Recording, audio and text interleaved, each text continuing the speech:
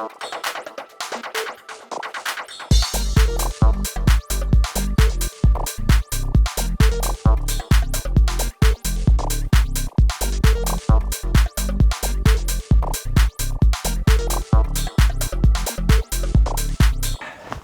that. Would you just vaping or just leave them?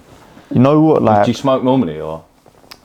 On occasion when I'm out, but like if I'm at the pub, like I have a fag. If someone offers me, like I won't go buy decks and stuff. If someone's like, oh, like, do you want one? I'm not there asking or anything. I'm like, all right then. Yeah, fuck it, I'll have a ciggy, yeah. But like, I used to like, whenever I used to go raving, you always used to have a vape. It used to fucking kill like the cough. So I was like, oh, I'll get on the snus.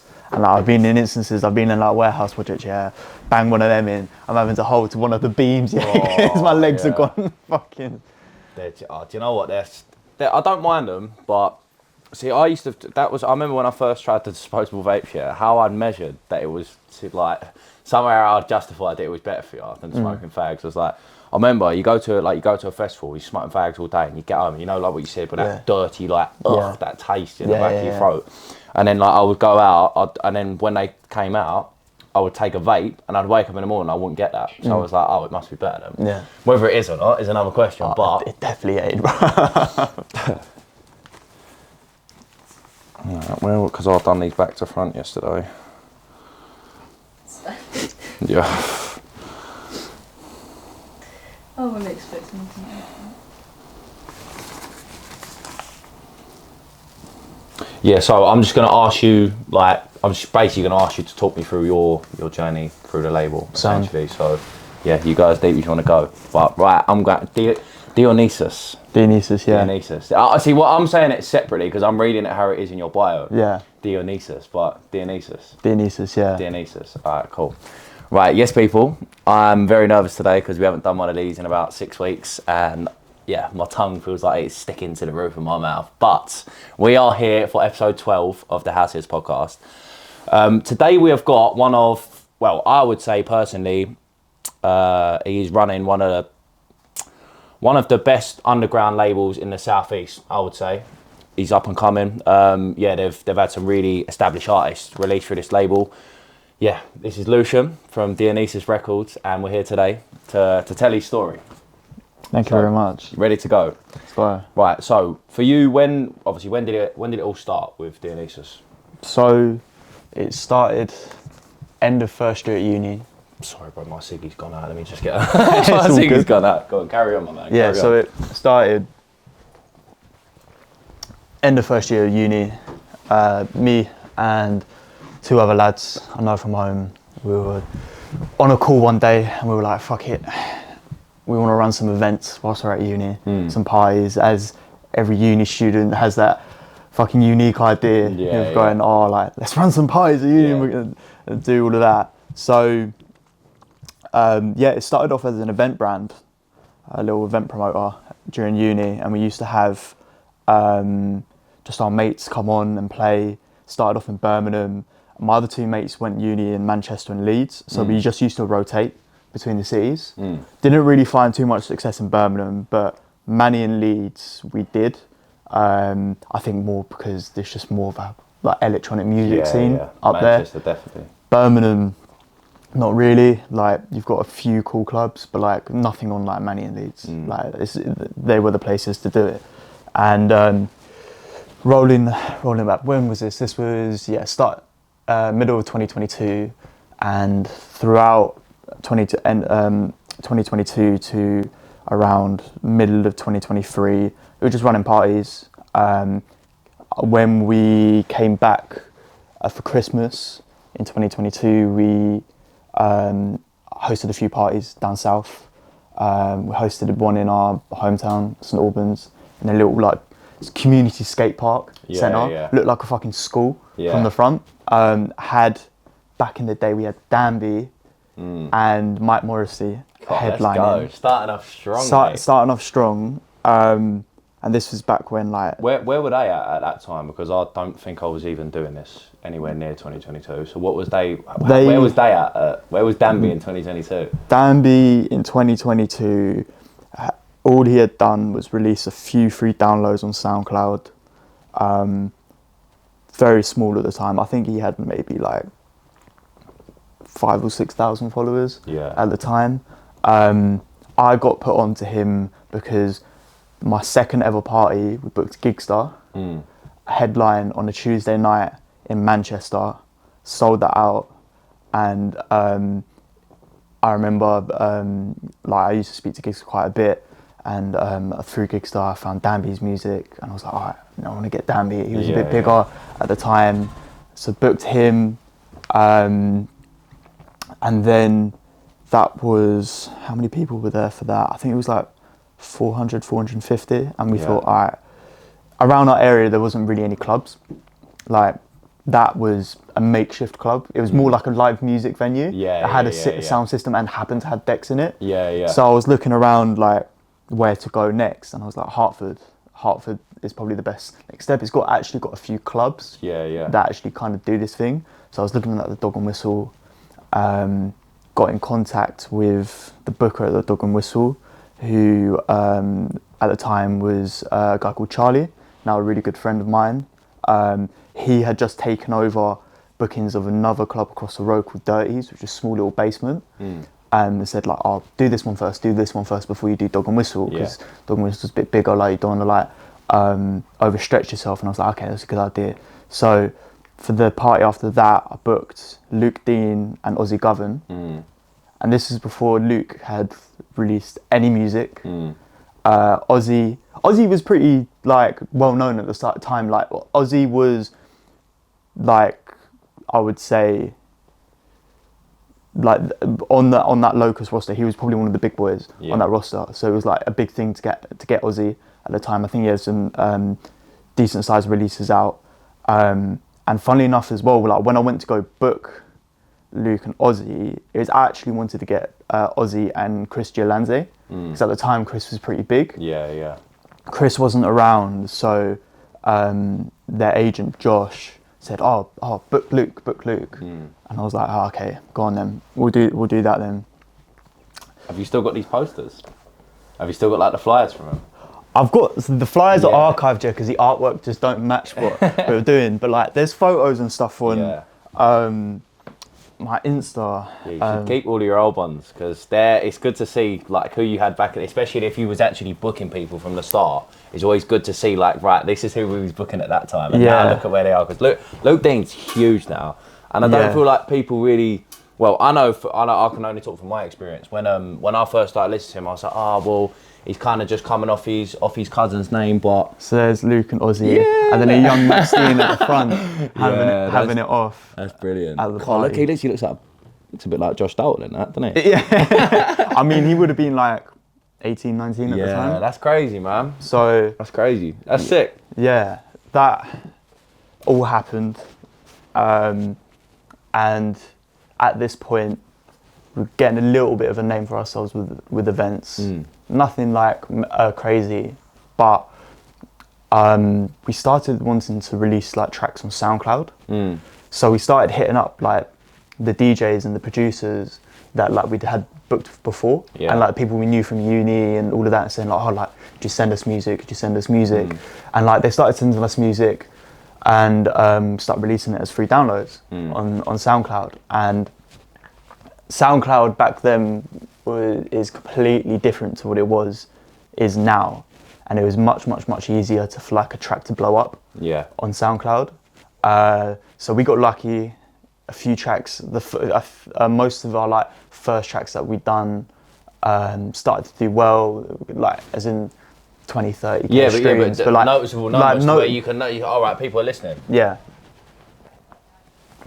And we just continued that, and I remember like after the Luke and Ozzy show, we were just thinking, because that was such like a big show, like it was one of the club's first opening shows.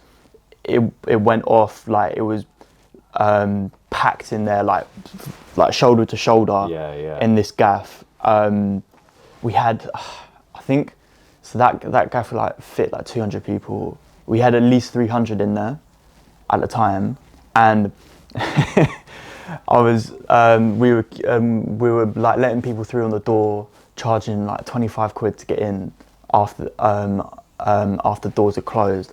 And I remember, because Max had come, I remember like the week running up to it, like Luke texted me and he was like, oh, like, could I add some people to the guest list, bro? And I'm like, yeah, sure. Like, who do you want? He's like, list of a few girls, this. And then he goes, Max Dean. And I'm like, you're bringing Max with you? And he's like, yeah, is that all right? And I'm like, yeah, of course it is all right.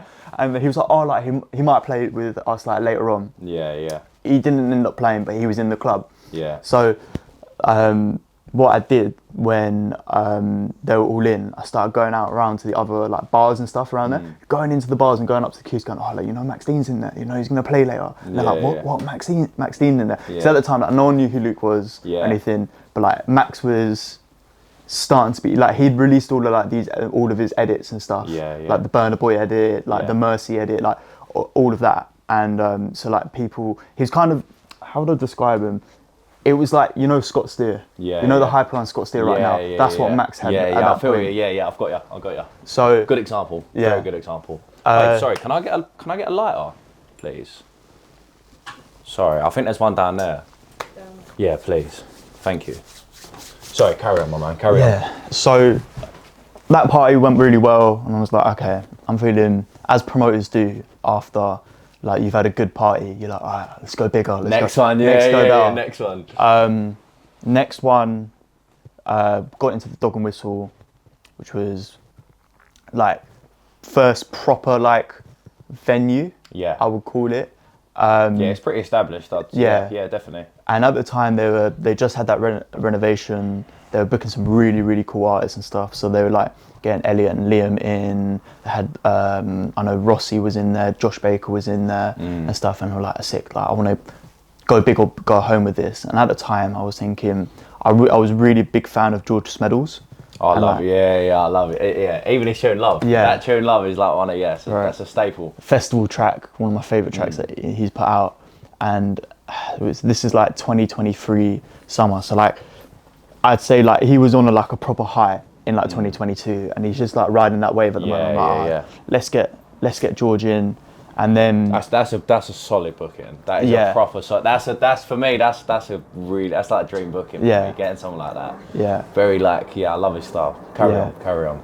So he we got him, and then we were like, oh, we need someone else, and then we got Max Chapman as well. And I'm thinking, so you need to bring the parties back, because that to me, if I see that sort of lineup, the Max Chapmans, the Luke Deans, especially that sort of style where it's not too heavy as well. That's a great lineup.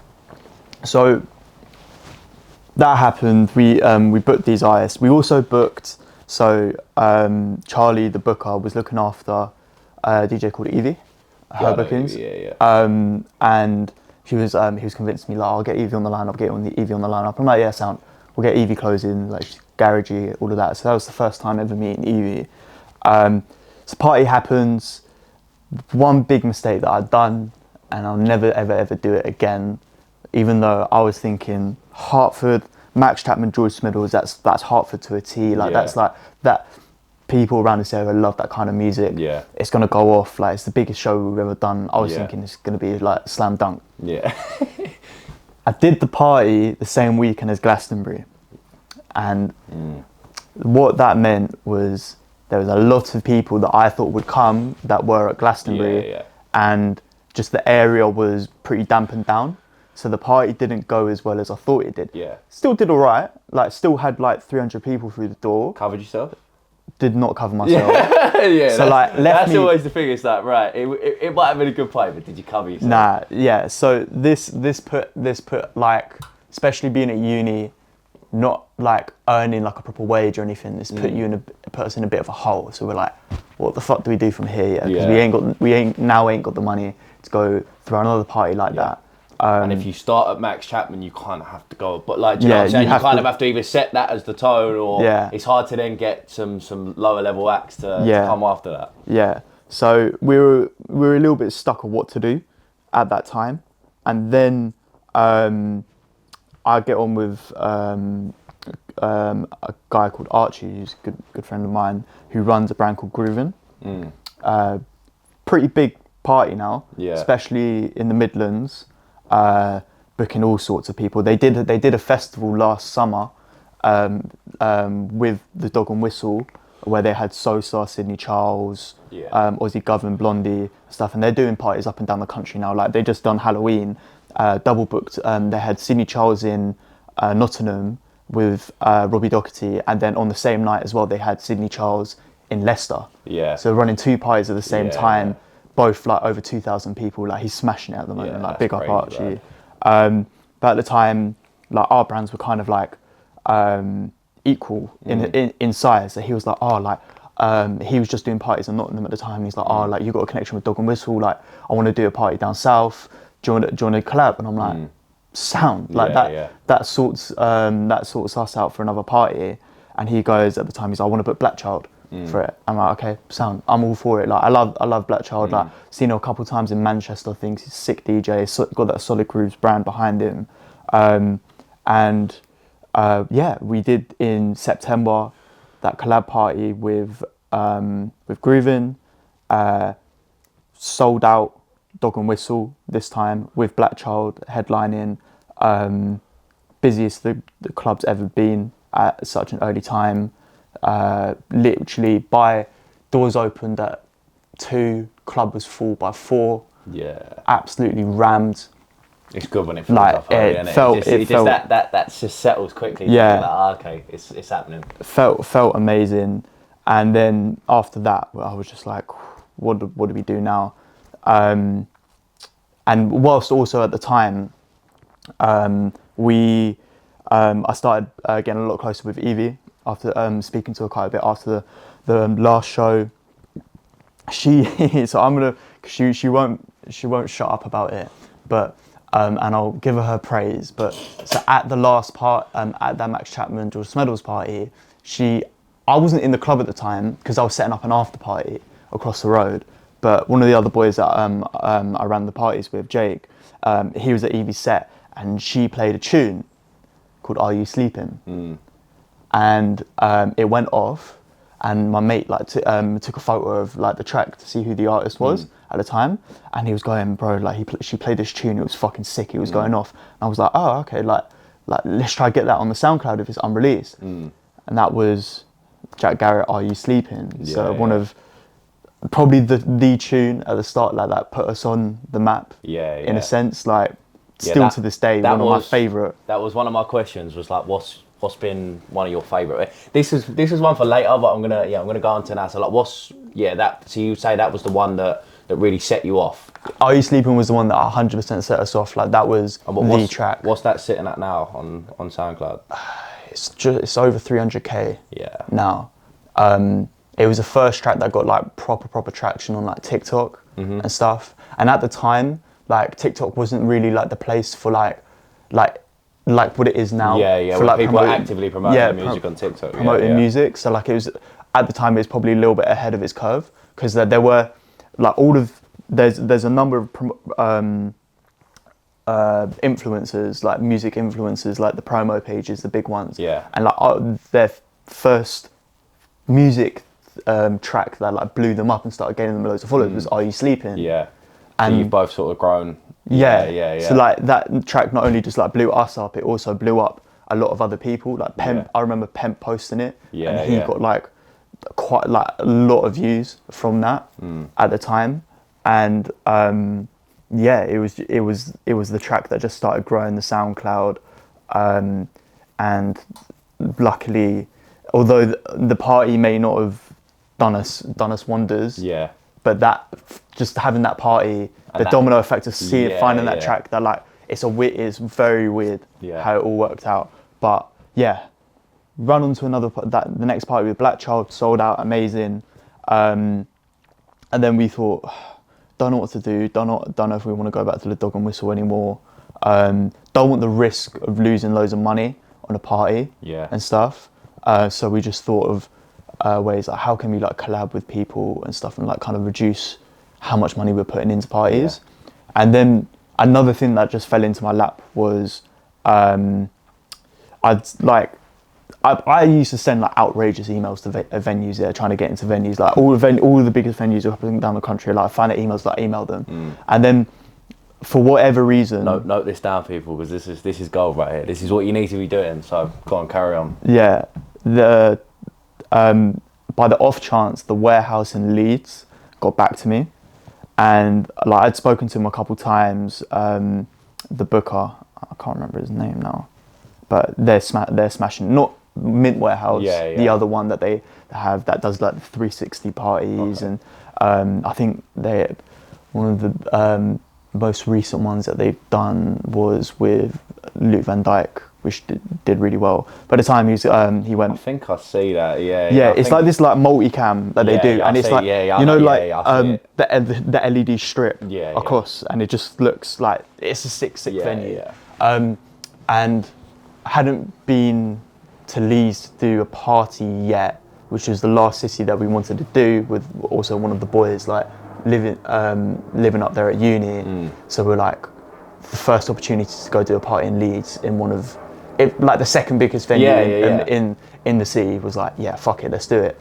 And so he said, oh, we need a brand that can fill the second room whilst we have Lala. So Lala is, do you remember that clip on Mix Mag of this girl dancing to a Gypsy Woman edit?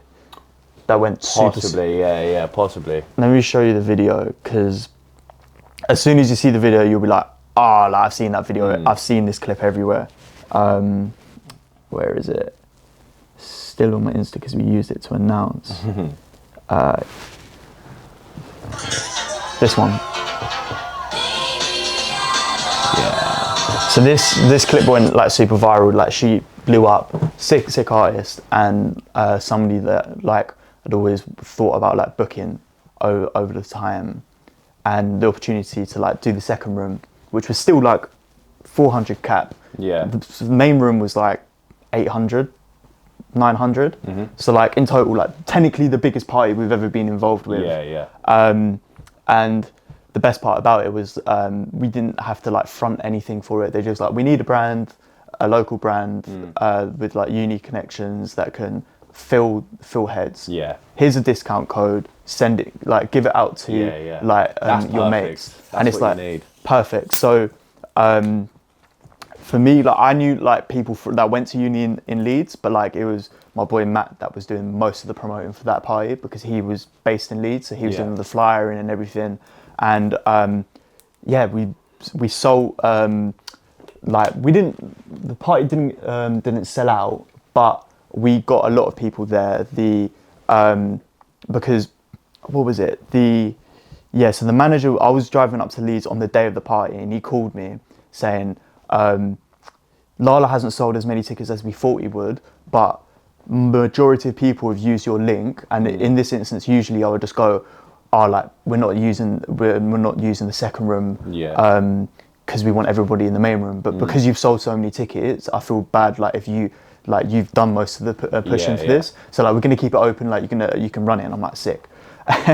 So we had it was me and Josh playing, Evie and a girl called Katie Horwitz. Yeah, I know. Yeah. Two wicked DJs. Katie's an amazing selector. Big up Katie. And good friend called Callum, who goes as the garage alias Four Eyes. I'll get into Callum in a little bit because he's probably one of the most talented garage producers you'll come across, and he's had some very, very big tunes that have dropped.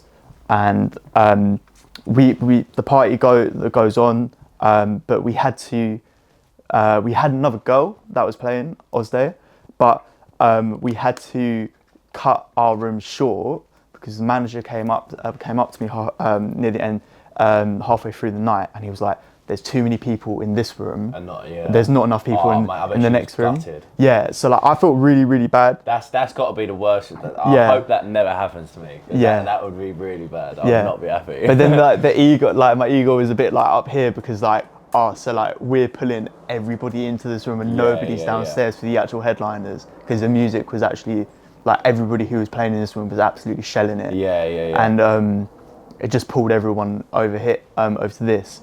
So that then went really well. Also in the background, the label like still releasing free downloads, like just keeping things pushing. And then we the last party we did and this is still 2023. Yeah. So this is still 2023. So last party we did, that was in October, like start of October. One of my boys, Jude, that helps out with the label as well, he wanted to have a 21st birthday party in Notts. And he was like, oh, can we hire a club? And I was like, yeah, we could. Because at the time, like, we built up enough like rapport now, like we could just contact clubs and like, like kind of say like, we want to do a party. And he's like, so he was like, I want to have a 21st birthday party, like this, that and the other. And I'm like, okay, so run it as Dionysus party, like all of that. And so I contacted this small club in Notts because I was like, how many people are you expecting to come? And he's like 150, 200. I'm like, okay, sound. That's a nice number. Yeah, it's a nice number. So I was just like, so I called this club up, Secret Garden, nice little like outdoor, like kind of bar-y terrace. And I was like, yeah, like I've got this sick concept, like we can do a free party, like this, all this, announce no lineup, like it's secret, it's invite only, it's secret. It's a fucking birthday party. Like I know how many people are coming anyway, but I'm like, yeah, like it's this and that. And he's like, yeah, no, like let's do it.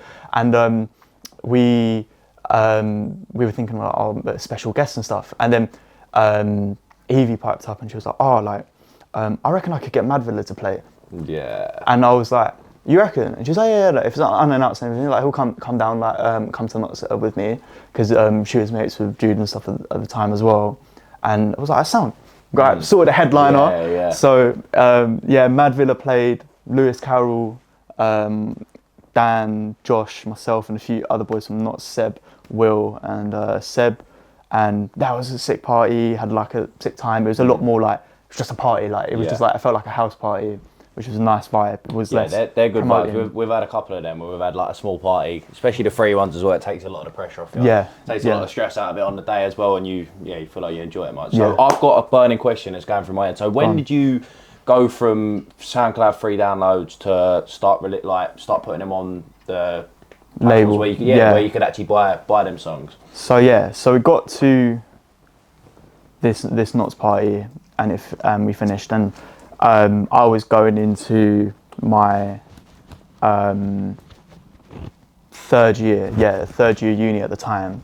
So bit of backstory with all of this going ahead, like from kind of doing a lot of parties all across the country in my second year.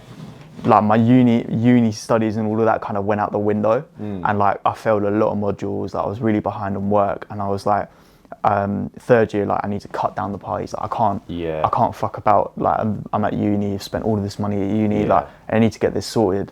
So I kind of thought, all right, first semester of third year, I'll run some parties, and then I'm going to take a break of doing parties when it came to like kind of January afterwards. And at this time, like we had a few more other free downloads that had done really well. Not as big numbers as Are You Sleeping, but like some were all on six figures, and like it was growing the SoundCloud. Yeah, you're getting repeat listeners. Yeah, people that are tuning in. Yeah. So I was like, okay, like I really want to step the label up now to be like a proper label. So I want to start releasing on releasing on all platforms in 2024. So I thought, right, how do I do this? How do I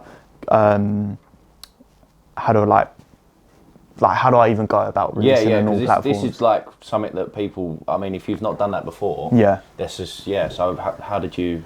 So to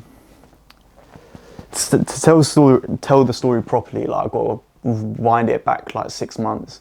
And basically at the time, like I mentioned Charlie, who was the booker, the Dog and Whistle and stuff. Like I'd started to get really close with Charlie. Charlie was looking after Evie at the time, but also looking after Jamie Fielding and a few other artists like Dimflow and stuff. So as I was getting closer with Charlie, I was getting closer with Evie, and Evie was just starting out DJing, like proper DJing, like professionally DJing at the time and getting booked. And she was saying to me she wanted to start playing parties more up north, because all she was getting was bookings in Essex and London. And I was like, oh, like I can help you with that, because like, I've done all these parties out across the country. Like I know that's got to be a big strength, the fact that you're not just based in London and Essex and Yeah. Hertfordshire that you've actually branched out and met tons of different people. And that was just like the benefit of uni, like Yeah. going visiting mates all across the country, like getting to know their mates, Yeah. meeting other DJs, meeting Get other to know the promoters, area as well. get to know the area, get to know the clubs. And I was like, oh, like I know a few parties and stuff that might book you and stuff across the country. So like I helped to get a couple bookings in Manchester and in Nottingham, and it kind of like dominoed into like me helping Charlie a lot more, and it kind of turned into Disruptive at the time. So Disruptive was the booking agency that Evie and Jamie and a few others were on, and I started to help out a lot more whilst I was at uni, going with Evie to parties, going with Jamie to parties, and falling into that. And with that, Charlie's super connected. Like he ran, do you know a party called Casita? No. So Casita was, best way to describe Casita was, it is what I would say it was one of the parties at the time that was coming up at the same time as like Dance on Arrival, La Fiesta, Buena Vida. Yeah, so the 338 type. Yeah. 338, but like they were one of 5 brands that had a residency at 93. So before lockdown, like you had 5 key brands that had residencies at 93. You had Fuse, Buena Vida, La Fiesta, Dance on Arrival, and Casita, and they used to just rotate the parties. Casita was a lot more like kind of tech house and stuff. So they used to have like Detlef, and Jamie was a resident, Night Plan, Will Wiley, Alicia at the time. Yeah. Like his core residents were Alicia, Wheat, Will Wiley, Jamie Fielding. Solid, yeah. And this was back when like none of them were like massive as what they are now, but like core residents, sick DJs. You can see where they're going. Yeah, like Charlie had like an eye for talent, and he got to the point where he was working for We Are Festival and stuff at the time, and he started doing like the after parties for We Are. So he got to the point where he had, I think, his like standout party was having the Martinez brothers and Loco Dice at 93. Yeah. And like it, like I didn't know him at the time, but like I've seen the videos. He's spoken loads about it, and it just like, as you can imagine, like having Martinez brothers at 93, it just fucking booted off. So he was super connected within the scene, and he introduced me to a guy called James Pitch, who runs Pitch Records. Yeah. He's now the A&R for Paradise, Hot Creations, and Hot Tracks. Big Annie's number after. So one day we went to go see James, and he introduced me to him properly, and I started talking to James quite a bit, and he gave me a lot of advice of how to start releasing on all platforms. And the first thing that he said was, you need to find a distributor to distribute music to these platforms. I use Labelworks. There's other platforms out there, like a lot of people that self-release on all platforms use DistroKid. Yeah. I've seen a lot of that now, but then when you actually when you go on Beatport and you look on the label, it doesn't actually say it says DistroKid through your. Yeah. So you're still not getting your names or something. Labelworks is like one of the proper ways to do it. Yeah. As per se. So you there's plenty of companies like Labelworks, but Labelworks is probably the most well-known one for electronic music. Yeah. And they look after labels like Solid Grooves and Pitch as well, and a few others. And he helped me get signed up to it, fill up all of the forms, and pitch like what releases that I would be doing and stuff at the time, and helped me like load my first release.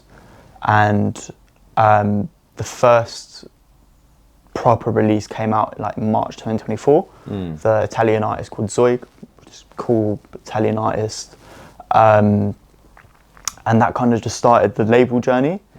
Whilst the parties took a back burner. Yeah. How long did that process take to set everything up and to really, because obviously to me it sounds like you gained a lot of experience through the parties to meeting these people and to having that little bit of to gaining that knowledge to be able to do something like that. So yeah, how long did that take to get everything set up? So the actual setup process is pretty quick. Like anybody can set up or pitch to set up on Label Works. Yeah. It's Label Works' decision if they're going to approve you or not. Yeah. But you basically have to kind of describe what your label is, what kind of music you're pushing, and then send them a couple tracks that you're planning on releasing. Yeah. The more tracks you have and the more thought out that plan is, yeah. the more likely they're going to accept you. Yeah. I think the key thing with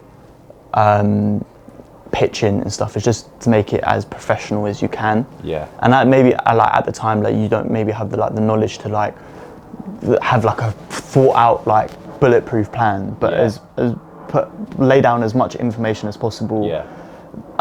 The actual process of acceptance, it takes 2 weeks. You send everything off, they'll review it, and then within a week they'll tell you, no, we don't want it because of this reason. If you improve these reasons, we'll let you come on. Yeah. Or they'll say yes, and you can start distributing on there. Can I just interrupt you quickly? So I had a question about clearing samples. So do you have to clear the sample, or does your distributor clear it? So if you had a vocal that you had to get re-sung or something, something where it was copyrighted, and you how does that process happen? Because obviously I know a lot of people do your free downloads on SoundCloud, and that's how you. But if you are doing a remix of something, what's the process of getting that approved? Because sample clearance is a very, very, very murky grey area, and for labels of a smaller size, releasing free downloads and things like that, no one's ever gonna chase you. Yeah. Because one thing with copyright and sample clearance is, let's say you do release a free download and it blows up. There's kind of two things that happen. Either the original artist will ask you, we'll go through the proper channels to try and claim any royalties on that track. They're only allowed to claim what the track has earned, nothing more than that. But another thing that usually happens when the track starts to blow up is the label that they're under, they'll just want to up-sign it and sign it as an official release. When it comes to clearing samples, it's all about relationships. It's all about getting permission from the original artist. Yeah. And your network is key. If as you can imagine, if you want to try and clear a massive track, a really well-known track, you've got to get through to the artist's management and speak to the artist's management, and then they'll work out a deal that suits them. Okay. So as a small label, it's very, very, very, very hard to clear big samples. Yeah. As you get larger, it becomes easier because you have a larger network and you can reach out to these people. You've got a bit more pushing power. You've got a bit more pushing power. But if you go to for example, for simple sake, let's say you want to do a remix of Gypsy Woman. The original artists are not going to even look at clearing a sample for that track unless it's worthwhile for them. Yeah. So let's say you've got an edit of Gypsy Woman that someone sent you and it's going viral on TikTok, it's getting stupid views on TikTok. It's got 20,000-30,000 videos made to the sound on there. Then they'll consider it. Then it's worthwhile. But what they'll probably do is go we're not going to release it with you. We'll just sign it to our label. What's the point? And this is where kind of that power kind of coincides, and this is why it's quite hard to sign clear sampling as a smaller label.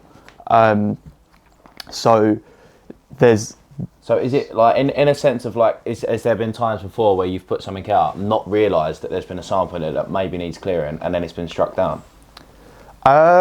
there's been so there's a few instances where I'll use the All My People track as an example, Yeah. because that is technically, that's the largest track that's been released on the SoundCloud from Citron. Big up Citron, big up Charlie. Love that guy. He at the time, like, he'd released another free download off me that did really, really well, and then we were just thinking about a follow-up, and he sent me All My People. Now, at the time, had not a Scooby that Sweely had a version of it. I thought, like, my thought process at the time was like, this vocal is going to do really well, like the girls are going to love it, like it's a proper like club like sing along track, like can see it doing well on socials, all of that. So like dropped it as a free download. Like Charlie had like posted a preview of it, and it was, for that track blowing up at the time, it was just timing, because Sweely had started to push it. I think he dropped it at Fuse. Everyone was going wild for it. Then dropped it at Hide and Seek. We had released like our version around the same time as like Hide and Seek. I thought that, because when I originally searched up, because I remember searching that song up on SoundCloud, going, and the first thing that pops up is Citron's edit. Yeah. And I was like, oh shit. So he's probably copped a lot of traffic from people searching that. And then clicking onto his edit, which is good. So so like it did wonders for him, because it really, really put him on the map. Yeah, he did. To be fair though, like before I even see, he does have like other good releases before that. Like even there's another one, Dance Party Hotline. Yep. That one. That was the first art, and that was a lot. That was quite a while before that. Yeah. So he's been doing it. He's been doing it for a while, but like this was the one that kind of like really, really, like, I think started to get him loads of bookings. Yeah. Off the back of it, and I think like that track, I've never seen, any tracks I've released, I've never seen it go as crazy as it did. And I do look at even like tracks that have been released from much larger artists that have had like big hype around them, and they still weren't doing the numbers that track was doing. You can give like examples of like the Cam Stockman tune, that Into My Life tune, done amazing, not as much as All My People. Like even like some of the stuff like LP and stuff. Stuff released recently, like Versatile, for example, another massive track, or like Jordan Peak's one, fronted it, massive track, being absolutely rinsed absolutely everywhere, but everyone still ain't done the numbers that All My People did. And I think the track, after like 2-3 months, was sitting on like 500,000 streams, and a label in Universal reached out to Charlie and said, we love the track. The original artist, Confidence Man, that sang All My People, really like the edit. They want to release it as an official release on Chaos label. And I think at that point now, Sweely had dropped his version of All My People, and they kind of went like, we want it to be an official remix of Sweely's track. And so Charlie was telling me all about this, and I was like, okay, sound. So what do they want to do with the SoundCloud version? And they said, at the time they were like talking about maybe like taking it down and putting it on their SoundCloud. No, that's and don't, man, that hurts. And then I was like, well, at the time it was number 2 and number 3 in all genres on SoundCloud in the UK. Like, it was trending, that big, it was massive. And I was like, why are we gonna take a track that is in the algorithm so well and being pushed by SoundCloud so much? Why do you want to take that down? Why don't I go, I'll change the artwork on it, I'll change the title, get rid of it on free download, like put the buy link, but just keep it up. And then just keeps pushing the track, and the label agreed. So we changed all the artwork and stuff, and they did an official release with it where it came out on Spotify and all other platforms. And I think that's a very common thing that happens when a track starts to go like super viral. there's a couple of people which we're thinking about for next year, and they've got 3 downloads on their SoundClouds, and I'm like, I would have really liked to have released that one, but obviously then you're kind of going backwards in a sense, aren't you? If you're going to take it down from SoundCloud and then try and re-release it through your own platform or on distribution services, I mean, you're taking that chance of it's not gonna. If you take it off SoundCloud for that purpose, and it doesn't do the same numbers, then you've just shot yourself in the foot. I think with all my people in general, like it was kind of like although it wasn't officially like ours anymore or anything, it was a win-win in a sense. You had a major label pushing it, and it was still on our page, and there was a story to be told where like the kid in his room made that track, kid in another room released it on his own little label on SoundCloud, and it got that much attention that the big boys started looking at it. And I think it showed to like what it can show is like to other artists and to other people maybe in a similar position to like Charlie at the time, or anybody that's starting to get into producing, that like all it takes is like one thing to happen, and like one track, mate, that's all it is. It can change. I mean, with it going on all platforms, I think people need to think about SoundCloud. Is a brilliant space for new artists to get found, and it's amazing because you can there's no barrier to entry. Like anybody can release a track or mix on SoundCloud. It's a little bit harder to release on Spotify and that. But Spotify is 10 times bigger than SoundCloud. It's 10 times the amount of people that are like listening on Spotify. And if you ain't releasing on Spotify in the long run, you're missing out on a lot of people that don't have SoundCloud, don't have a SoundCloud subscription. So many people. Right. So what would you say you look for in an artist? Because obviously you've had multiple artists through Dionysus now. So what's something that stands out to you and you're looking for? So it's changed so much since the start. At the start, it was like anybody that was committed to like kind of going, like we'll release with you, and like that kind of, I'm gonna back you, and like I'm gonna let you have my music. It started to, at the time, like we'd literally just like from the start of uni, like going out in uni life, going out raving, just trying to feel like what kind of music you like. Do you like this? Do you like that? Like what do you find? So a lot of in a musical sense, like there was no vision in a sense of like, I like that, I want to release that. That's what I'm looking for in an artist. It's now shifted into that. So you've, over time, it's sort of built, and now you kind of know where you want to go with it. So like, I know what kind of sound that I want, and then it turns into like, I've worked with so many different artists and seen how like tracks have blown up crazily, tracks haven't done as well. A lot of what I think I want to see in an artist now is like commitment to actually wanting to push their music, and like not expecting the label to do all the pushing, because you see a lot of artists, I think they're signed to a label, and then they're like, hey, that's it, like I'm up, like I can, like I'm gonna start getting booked for all of these parties, and it happens like not just like for me, but like if someone released on like a much larger label, let's say they're releasing Hot Creations, and like you look at, for example, like a label like Hot Creations that's releasing like twice a month. There's a lot of artists releasing on that label. What makes you stand out? Like what is like, are you screaming and shouting about your track?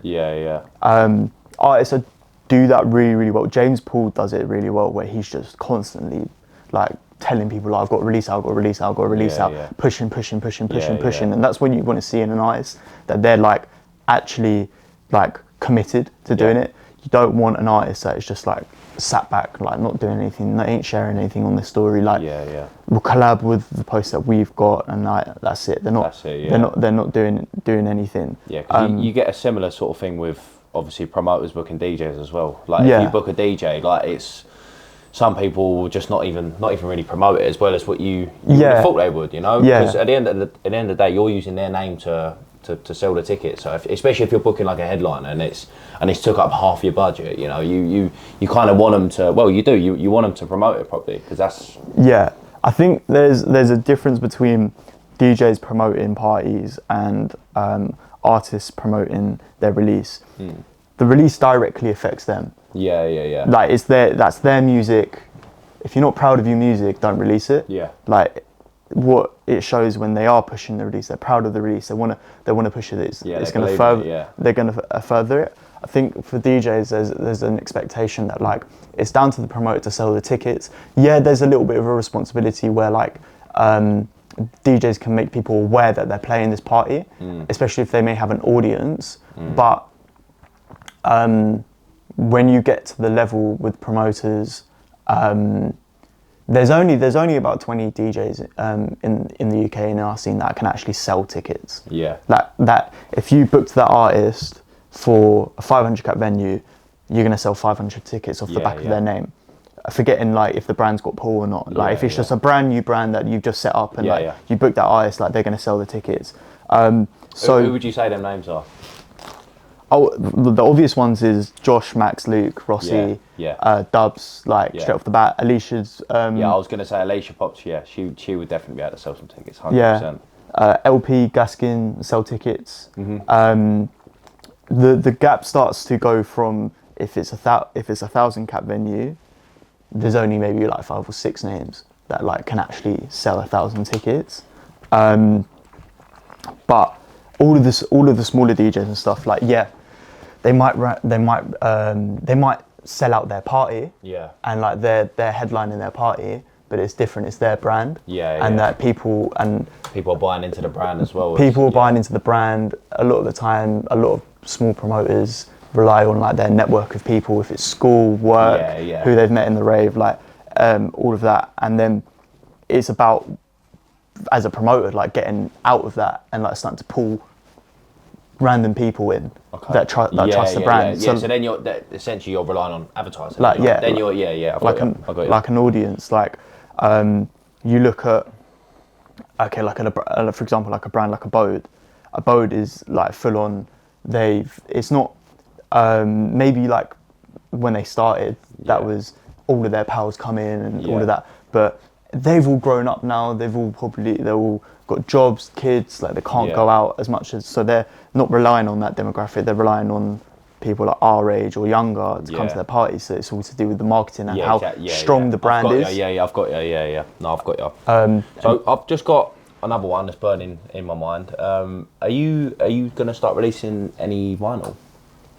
So vinyl is like a really, really cool thing that I'd like think about doing, but when the time's right. Yeah, I was going to say, because there's quite a nice catalogue now building on the label to a point to where you could definitely get a lot of them pressed and they would sell. I would think they would sell. I'd buy some, definitely. But so I'll take it you've thought about that then? I've definitely thought about it.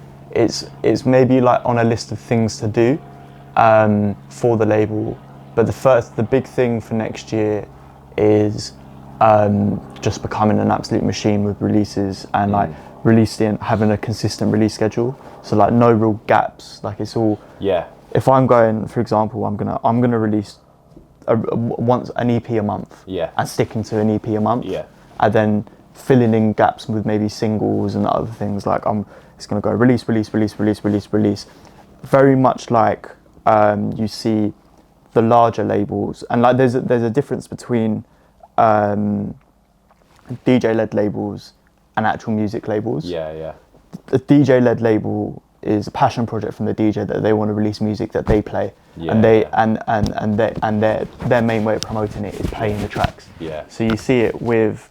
I think Lockie's just done one, hasn't he? You got Lockie, like things like Heavy House Society, Microhertz, EastEnders. Yeah. They're not smashing out releases every couple weeks. It's whatever release that they're playing, they're pushing, and then they'll drop it, and that's fine because they've also paired it up with a party. They've also got a touring DJ that's building around that brand. Yeah. But then you look at like other labels, for example, Hot Creations, which is two releases a month, every month, Yeah. every year, Yeah. and that's a record label. Like Their sole purpose is their sole It's purpose is to distribute music that they believe is within their sound and suits the brands around it. And another example of that is like Constant Sound, Bansky's label. You've got he sits in this garage realm, and they're just consistently releasing music with some of the coolest underground artists that are about right now. And it's just release. Same with E2CA, Dr. Dubplate's label, all garage as well. But again, it's release. People know those brands for the music. Yeah. Not so much any party might be a cherry on top, that they might do a label party. They might do a one-off party, a showcase. They might have a stage at a festival to showcase the music. But they're a record label. They're a record label. But I would put you in that bracket though. Yeah. That's the bracket that you're trying to trying to get into. That's 100% the bracket. Yeah. I'm pushing for this final, man. We're going to get releasing some vinyl. Definitely. Right, let's have a look, because I did have some other little good questions in here. Right, so what are the most common mistakes you hear from people sending you tracks? Like, what sticks out to you and you straight away goes, oh, maybe he's not at the level yet? Okay, the first one that I see a lot of like new producers like send music to me. They send a pre-master. They send an unmastered track. First of all, like that's not a finished track, so it's not why you're sending it to a record label. It shows that you don't, not that you don't care, but there's just a lack of thought about like how you want a track appear. Yeah.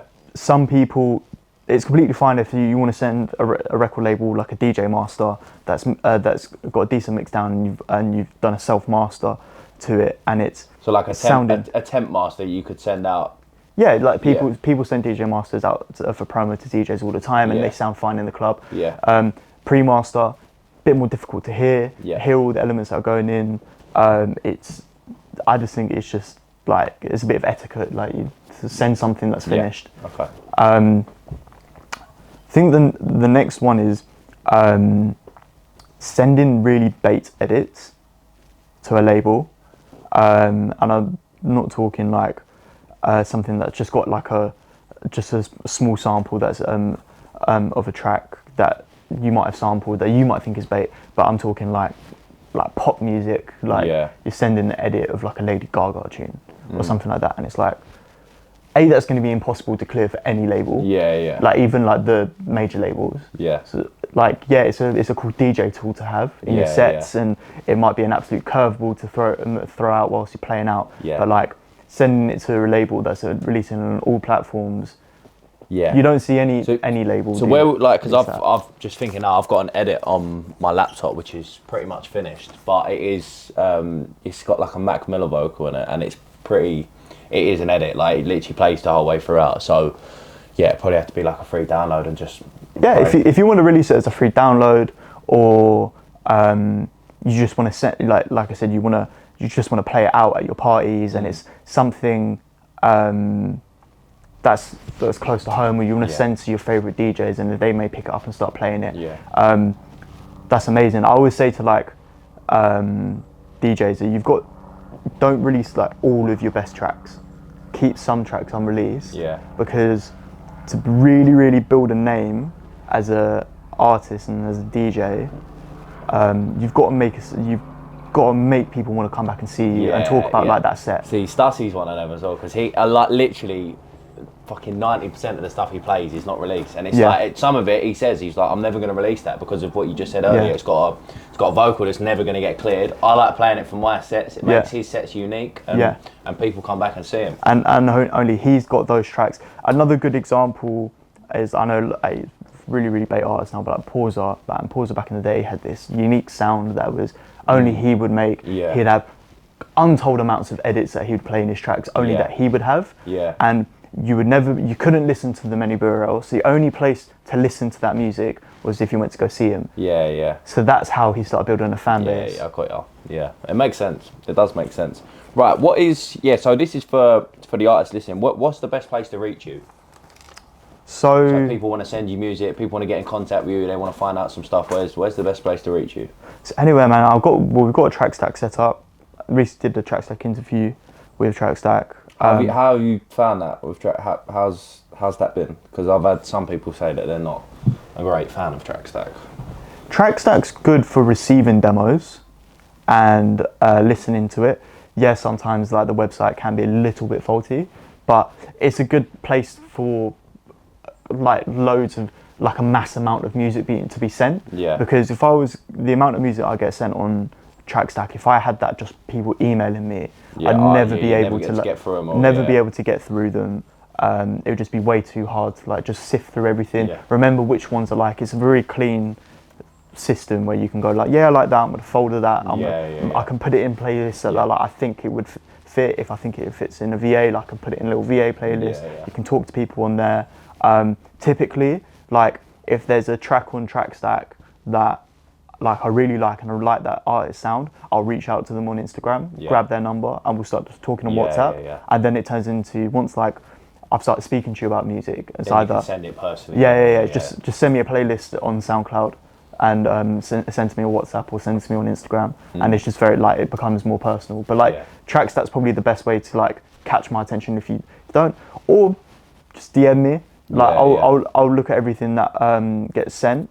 Some of the messages can be quite forward, or so like one thing I recommend is like don't just expect like me to give you a release because you've sent me a track. Just kind of introduce yourself, like what you're doing, like I think these tracks might suit you. Have a listen. Here's a SoundCloud link. Here's a playlist. Make it easy. SoundCloud playlist, and then I'll get back to you and I'll say like this isn't really for me.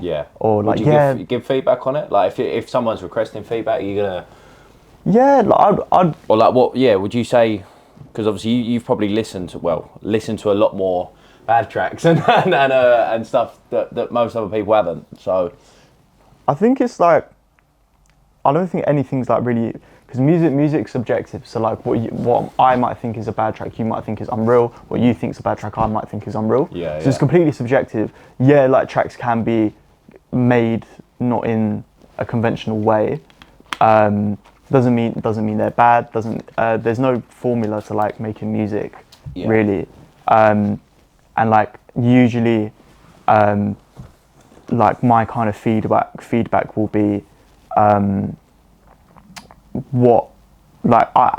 I personally think if it's going to suit the direction of the label, and if it does, and I think there's something there, I'll be like, just keep sending me what you're sending me, and just keep improving. Like I get a lot of because of like, especially at the start, the label was very much built on producers with their first ever releases. So like there's a lot of producers with their first that have never released before that are like, we'll reach out to him because he might give me a release. And I'm like, that's a nice track. Like I can see what you're doing there. You've got your own kind of style. You're not trying to copy nobody. Like it's nice. But I'm gonna sit on you for 6 months. I'm gonna see how you improve. I'm gonna see if you're gonna stick at it. Because one thing like I'm really keeping an eye on is like, are people actually in it for like the long game and actually developing as an artist? Because I don't want to release with somebody that is just going to do that release and then never release music again. I want someone that's going to go on and do amazing things afterwards. And when they look back through their no, that makes sense. That makes a lot of sense. Because it's good to look. Oh cool. We alright, cool. We got to switch batteries quickly.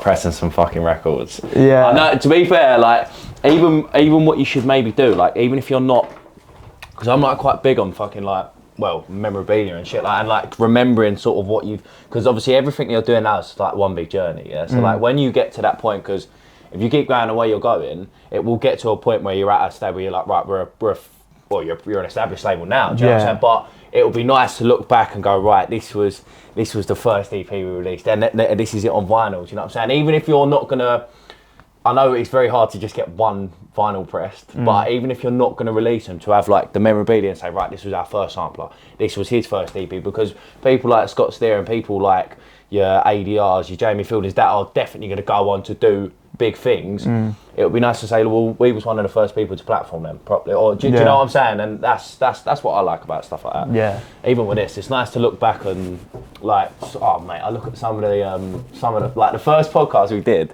I done one with I done one with Louis. Do you recognise anyone up there? You must, yeah, you recognise. I recognise Josh. Joshy. Josh. Who's the boys from Strings? I've bumped into them a few times. That's Will. That's Will from Strings. Foisey, Josh Dalton, Mazu. You seen the Mazu boys? Yeah. Mal and Louis. Smokey. That was, to be fair, yeah. We ended up losing the footage from that day. But we re-recorded it, and he smokes a lot, and he got me pretty stoned. But like literally, it was the only podcast where no words were said. Literally just we were staring at each other. No, we should have just filmed the mix. Like I was saying to him, I was like, mate, like I'm not up because we always do them on Saturday mornings and try and do them sort of at this time. But we ended up doing it on a Friday night. I was busy, and I didn't want to cancel again, so I just thought, fuck it, we'll do it on a Friday night. But like the whole vibe was just different. Like this. Different. We had the pool. Yeah, we was like doing it round the point. It was quite a different edit. Like it wasn't bad at all, but it was just the fact that we were both incredibly beamed. That it was just like not much was coming out. Not much good stuff was coming out. You know, like now I'm more. I feel like if you're doing it on the Saturday morning, it's more of a learning experience as well. You know what I mean? It's more like a conversation where we're actually come here to talk about something. Yeah, you got anything else? Anything else you want to touch on? Anything else part of your journey? Like how do you seem pretty well put together in that sense of, you seem pretty smart. I don't say that to many people. So like what's your like, you were saying before about like your work-life balance. I've spoke to a couple of people about this on here because I fucking really struggle with it. So what's a way that you sort of keep the calendar moving without burning out? I think it's good to have like a weekend where you've planned, a weekend off that you've planned, whatever it may be. Like if you're just going to do nothing the whole weekend, or you're going out to like a party or anything. My last like chill out was like I went to Dimensions in Croatia. Yeah. And that was like a nice reset because it was nice chilled holiday. And it was nice to just kind of like just have like a full just not think about anything, just listen to good music, have a good time, and then spend some nice time in the sun for a bit. I've never been. I've heard it's a very beautiful place. It's beautiful. It's probably one of the best festivals you'd ever go to. Yeah. Like music's very different to what you'd probably hear usually if you went to like standard big rave in England.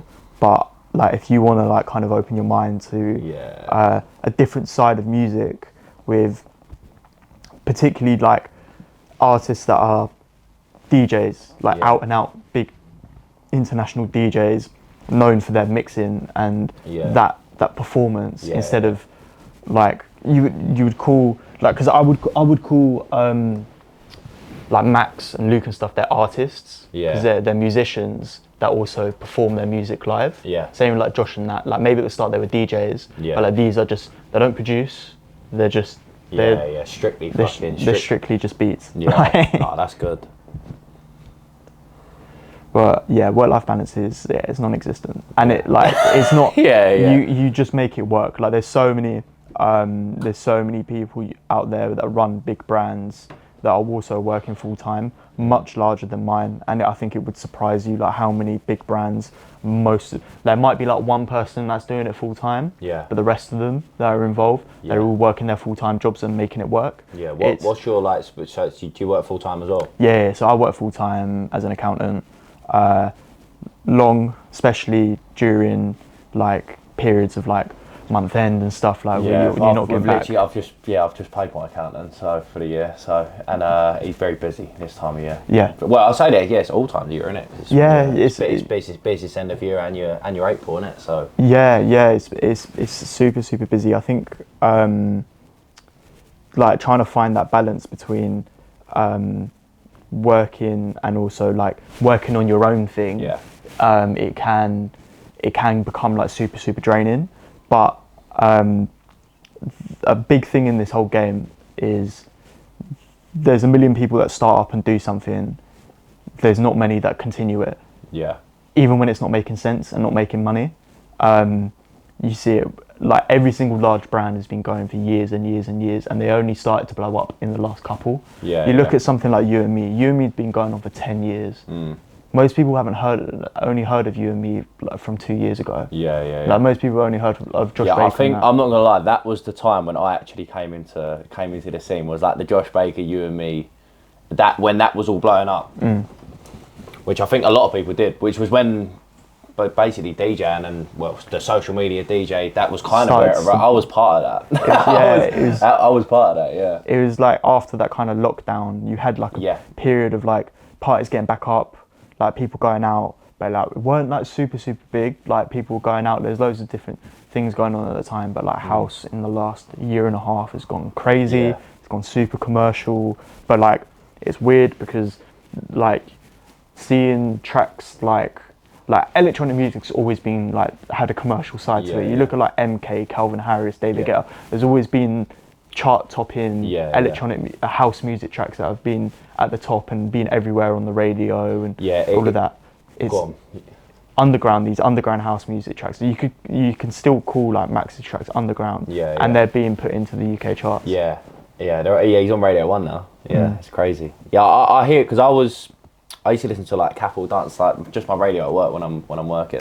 I'd always have like Capital Dance on, and from what I was listening to like 2-3 years ago, was like quite like probably like Mark Knight, like that sort of still pretty commercial, like that housey, very it's very housey and user friendly stuff. Yeah. But now you listen and it's like Max Dean edits and fucking all these different songs. You're like, wow, this is not as user friendly as what it was. So it's like that barrier has been broken there in a sense. Yeah, it's a new.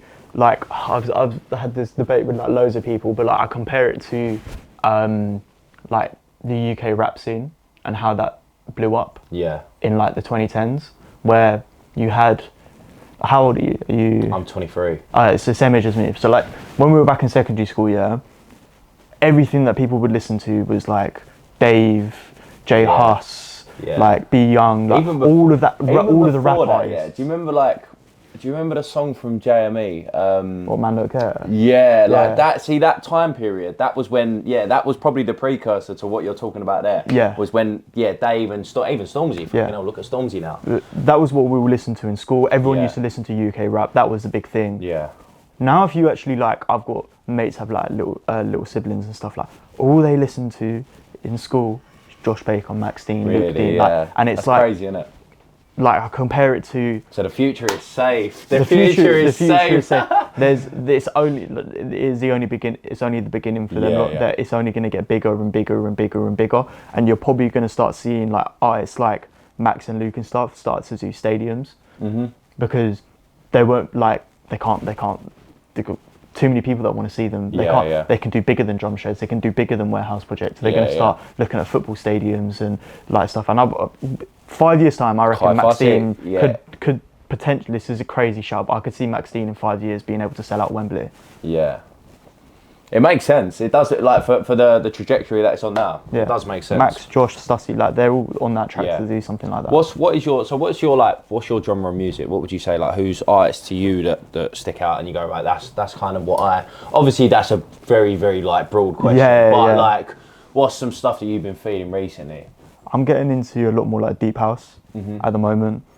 Like big fan of like I've been slamming the Hot Natured stuff as of recent. I'll play you some of the unreleased tracks that we've got later on, but like a lot of it is more. It's shifted away from what is maybe popping at the moment to like what I think is going to be blowing up in like a year's time, 2 years time, and from the house perspective of the label, I'm very much feeling like just it's kind of older like deep house sound that I think's gonna start coming back, because I think I don't want every track that I release to be just peak time banger and can only be played like that. I want to release music that also people can just listen to at the afters, chilling, they're smoking a zoot, like they want to relax, or like they're just on a long drive, they want to listen to something like I want keeps you moving, something that keeps you moving. Yeah, exactly something that keeps you moving. Yeah, 100%.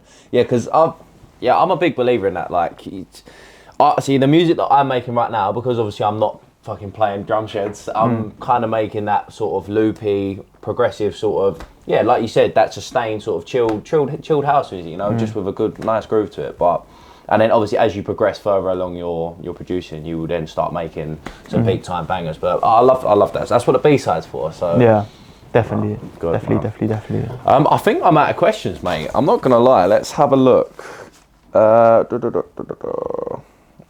Right, so yeah, I've got 2 of your best moments. I was going to go 1, but 1's quite hard to narrow it down. I was going to give you 3, but 3's too much, so we're going to go 2. Okay, I'll do 1 for the label and for like just like Dionysus as a whole that I thought was like a pretty big moment. And I think it was that it's hard. It's a hard decision, a hard thing to think about. Because I could think about it in like the All My People sense, where the track was done insane numbers, and that was something that we released, or just on a party sense. Because I thought like a massive highlight was doing that Black Child party with grooving, selling it out, like having a proper sellout at like a good club locally that was with a well respected artist, like, and that was a really nice feeling to have, like a really top feeling. Actually, to be fair, hearing Stussy play one of our tracks at Hide and Seek was a big one, because I look up to Stussy as one of he's the pioneers. He is the guy. He is the guy at the moment, definitely. And he's one of them artists as well. It's very hard for him to play music out. Yeah. Very selective in what he plays out. And like seeing all the videos like on like socials and stuff, and remember the artist Adam like calling me at the afters going like, have you seen the videos I sent you? And I'm like, no. And he's like, look at this, and he's like, Stussy video. I'm like, fuck, like this is a sick feeling. Like anytime like a big artist like support stuff, but like him in particular was a big moment.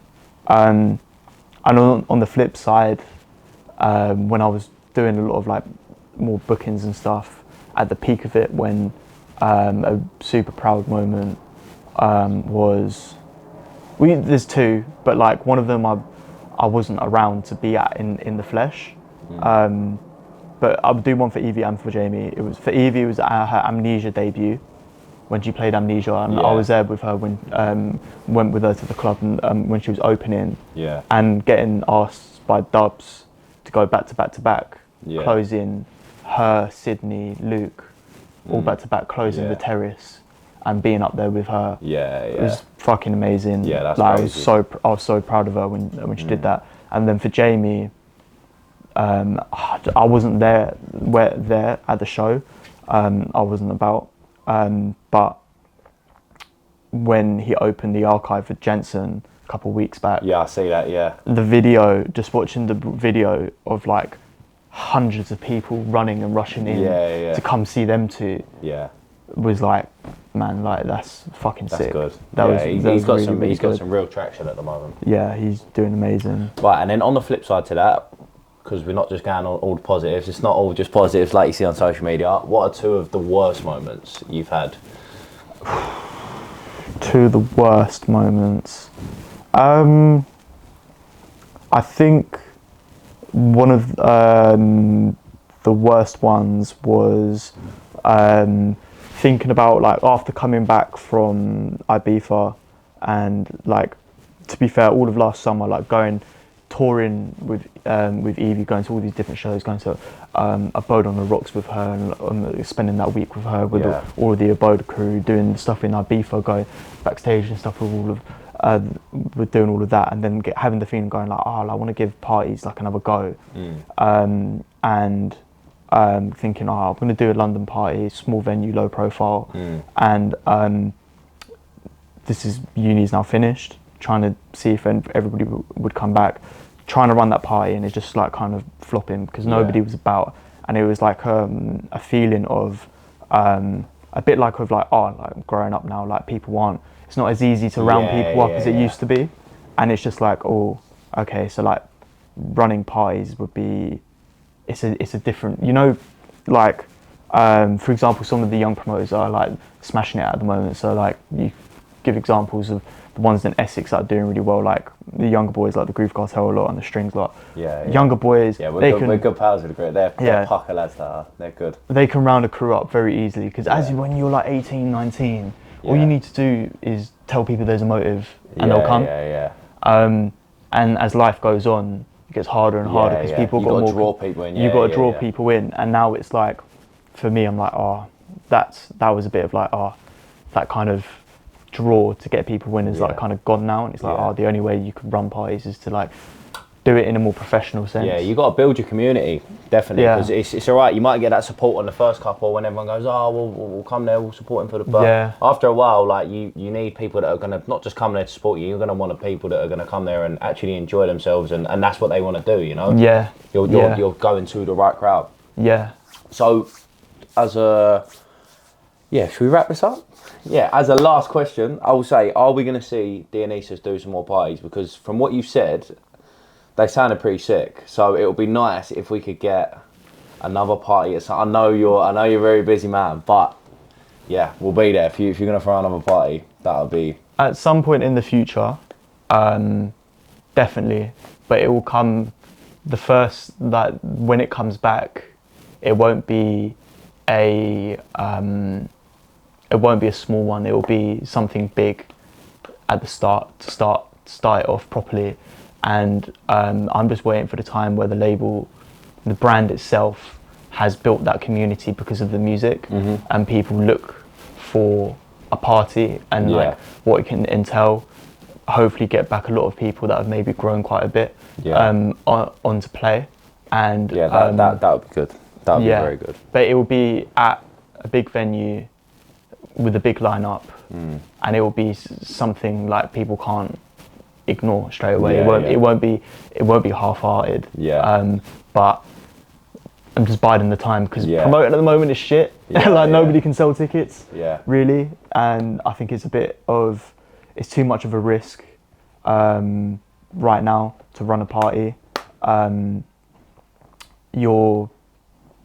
There's, especially with like the world and life at the moment, everyone's trying to clinch their pennies. I didn't want to say it, but the current climate at the moment, even for, I mean, all you got to do is look at your fucking shopping bill if you go shopping every week, and you know. So who's going to be spending 20 quid on a ticket to go out on a night out? 50 on drinks. Yeah. So no, I agree with you, mate. When the time's right, it will come back, but there's no rush at the moment. It's full steam ahead with the label and getting that up to where I think it should be. And then seeing where it is. Well, I've been enjoying the music a lot, so thank you. Right, people, make sure you go and check him out. Look up Dionysus Records. Can you spell it out for him, please? Because they are probably going to spell it wrong. Dionysus. Yeah, so Dionysus Records, spelled Dionysus, but it's not, it's Dionysus. Dionysus Records, check them out on Instagram, SoundCloud, literally SoundCloud, all platforms. everywhere. If you want to buy the tracks, they've got tons of stuff on there on Beatport. What is it, Beatport and... Beatport, Apple Music, Amazon, everywhere, man. Yeah, literally everything, man. Get at it. Tons of great stuff on there. Lucian, thank you very much, my man. Thank you, man. Brilliant. It's been a pleasure. I will see you in the next one. Don't forget to like and subscribe as well.